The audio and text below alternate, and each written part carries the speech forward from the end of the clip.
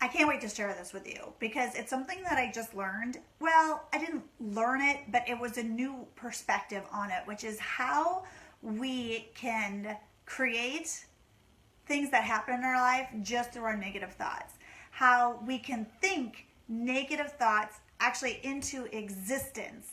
And there's the law of attraction, and we all know about law of attraction, and I completely believe in the law of attraction. Whatever you focus on, you will find. But this interview that I just watched kind of took it to a whole new level.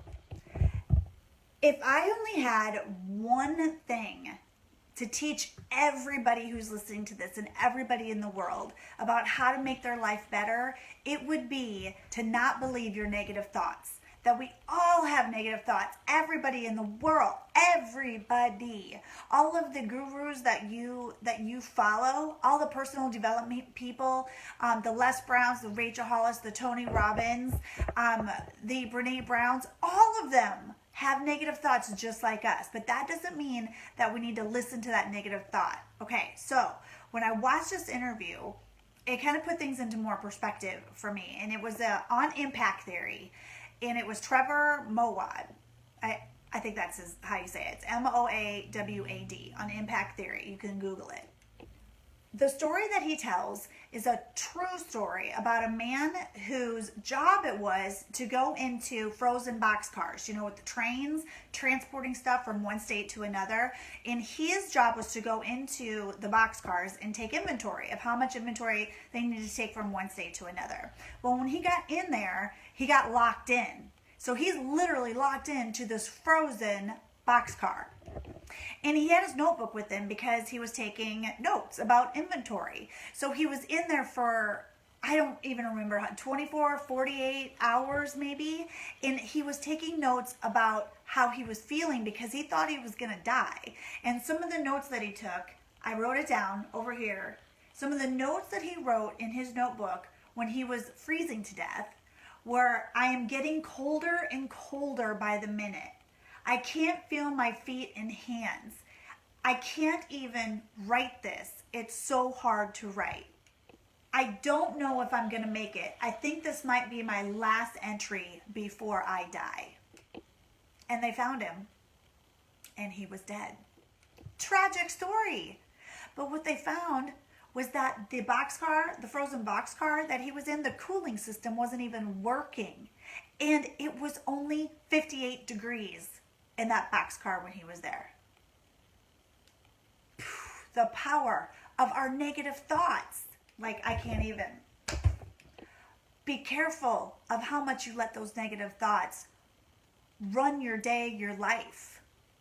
Because we'll never be able to get negative thoughts out of our head. They will always be there. It's the way that the brain was designed to show us risk and what's at stake if we do something, if we put ourselves out there. But we must not let that sit and marinate for very long. Instead, go into our conscious mind. No, I can do it, and I will do it, and I am enough, and I am worthy, and I am lovable, and all of those things. We must do that. Otherwise, we don't accomplish anything. We'll just stay in our negative thoughts, and for this poor guy, we may slowly die, like inside, maybe.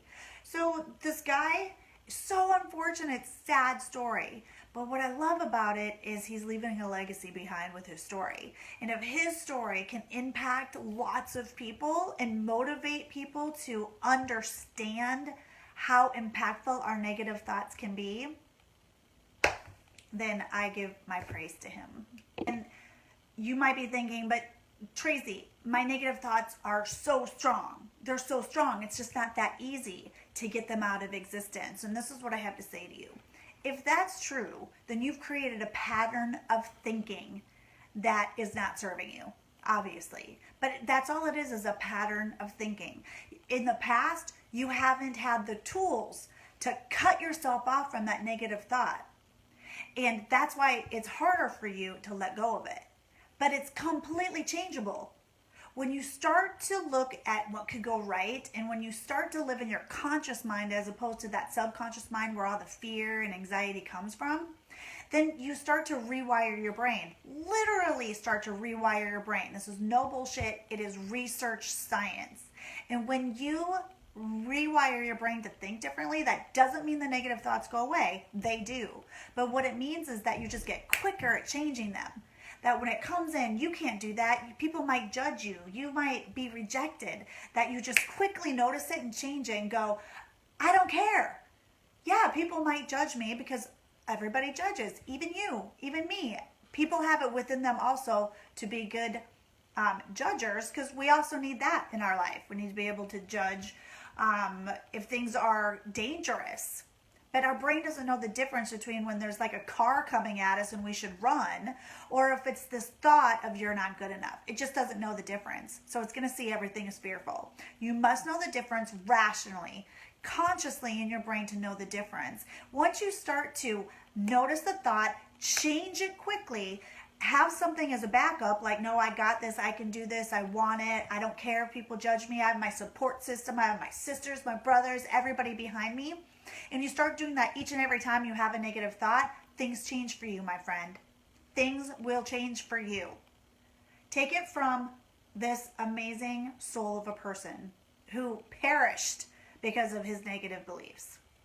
And check out the full interview at Impact Theory. It's on YouTube. Trevor Moawad is his name. Not hard to find. Google it. Comes right up. He has a really amazing book. I think it's called Mind Matters. Buy it. Or get a life coach. That'll work too. All right, my friends. That's your life coach lesson of the day. I wish you peace, love, and happiness always.